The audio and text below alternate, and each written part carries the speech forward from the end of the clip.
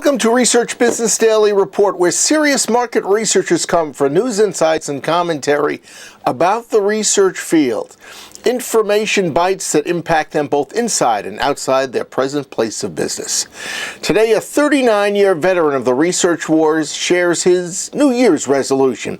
Yes, I know we're a few weeks past the New Year's resolution period. However, his is one that everyone in the research marketplace can and should identify with and benefit from adhering to. RBDR is sponsored today and this week by Toluna and its panel portal. Engage like never before with the community, like no other. We'll share more with you about Panel Portal at the end of today's RBDR, so stay with us. It'll be well worth your while, I promise. I would guess that there is universal agreement about the role that communications plays in business. And when I spoke recently with Ipsos's healthcare chief research officer, Paul Snyderman, he mused about various ways that he's been thinking about improving everything about his communications with peers and clients and other research agencies. And I thought Paul's remarks are relevant to each and every member of the research field, so listen intently. When I started thinking about it, I had an experience this year where a colleague of mine gave me some great advice on something that I thought I was doing very well, and which previously people told me, hey, you do a good job at this. And frankly, it was writing a position paper. I've done it for years for various audiences, and I ran it by a colleague of mine, and he didn't provide me like word-for-word editing. I mean, everybody loves to edit. But he gave me kind of a general template that he said, this was not really persuasive. What you really need to do is think back to your audience. What's your audience need to know? What is it you're trying to get out of it? And while that sounds like fairly straightforward, it was just like a wake-up call. So I went back to the document, made the changes, but I don't want to lose that improvement.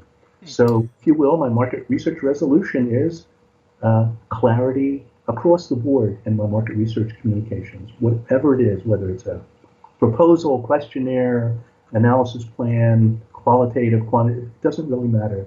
This is something that I need to put time against. It takes time to write clearly. Does listening or even requesting more input from the client also fall into that? I think it takes a strong effort to ask people to clarify what do they mean when they're saying something. And one of my favorite examples is the phrase "voice of the customer."